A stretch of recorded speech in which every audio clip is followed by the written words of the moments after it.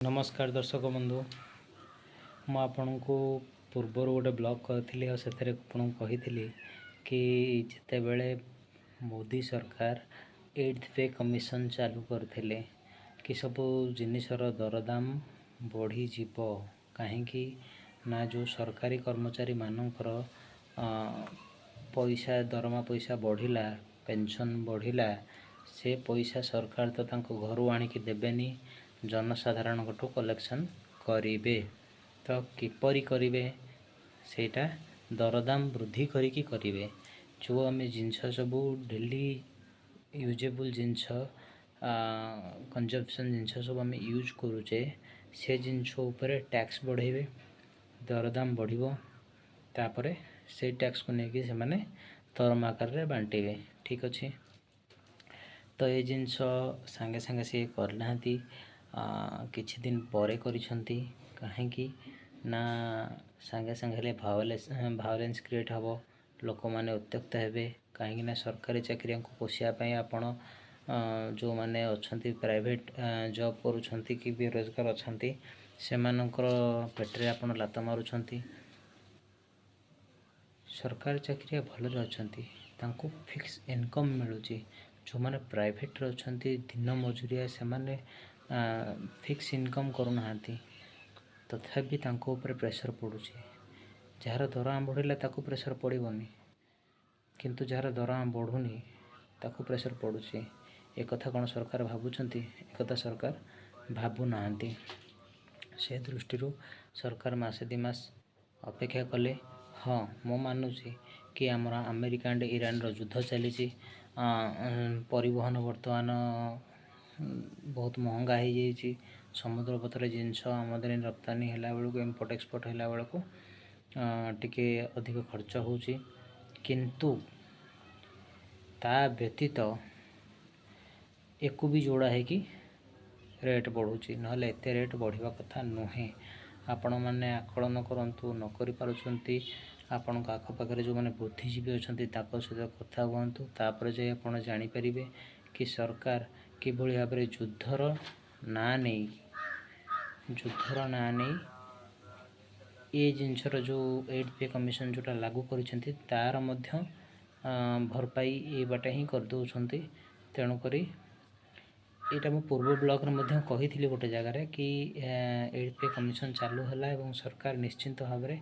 पैसा बढ़े देवे तार भरपाई आम मान ही करने पड़ो जो मैंने आम अच्छे प्राइवेट जॉब करुचे बिजनेस करुचे किंबा दिन मजुरिया अच्छे आम मान ही से प्रेशर पड़ो। ठीक अच्छे तो आज से हाँ जाऊँगी न्यूज आसी कि अगस्ट मास 1 तारिख ठू आमर सबू जिनस पत्र रेट बढ़ीज दरदाम बढ़ीज तेल लुण सबू जहाँ अच्छी जबती जिनस राशन सामग्री अच्छी पेट्रोल अच्छी से सबूर दरदाम बढ़ एवं यही अगस्ट मसरे 7 ରୁ 8% बढ़ो एवं 2 ରୁ 3% कि 5% आहरी सेप्टेम्बर मस बढ़ यहाँ कौन पर बढ़ुची आमदानी रप्तानी महंगा होती ता सहित जो 8th पे कमिशन लागू कर जिनस बढ़ुची तेणु मो ए वीडियो माध्यम कौन सी भायोलेंस क्रिएट करने चाहूनी कि कहूनी कि लोक मैंने आप आंदोलन करूँ कौन करूँ कि मुझा जनवाक चाहूँगी कि मोर ए भिडटी मोपरी जितक छोट छोट ब्लगर अच्छा मैंने समस्त एमती ब्लग करवा सरकार जाए ये कथाटी पहुँचेबा कि आपण खाली सरकार चाकरी को देखुं आम भी देखु आम मैंने आमर पेट केमती पोषिबू केमती चलू केमती बचबू सेटा भी आप भावतु आपण आखि बंद करके 8th पे कमिशन चालू करते सरकारी को पैसा बढ़ाते किंतु जो मैंने बेरोजगार अच्छा प्राइवेट जॉब करुँच कि दिन मजुरी अच्छा से मैंने केमती चलिए दरदाम एत बढ़ुची आपणकर कौन स्टेप नौ यार कौन उत्तर अच्छी आप पाखे कौन उत्तर ना रोजगार बढ़ुनी जो हिसाब से इन्फ्लेशन बढ़ुची से हिसाब से इनकम बढ़ुनी ता उपरे सरकार को क्वेश्चन पचरा जाऊ आम देशर जो मीडिया अच्छा मीडिया केवल सरकार गुणगान न करिकी सरकार को क्वेश्चन पचारतु आ क्वेश्चन उत्तर मागतु कौन इन्फ्लेशन हिसाब से इनकम बढ़ुची कि खाली इनफ्लेशन बढ़ाई देशर प्रगति केमती करेंगे। देशर प्रगति करने हेले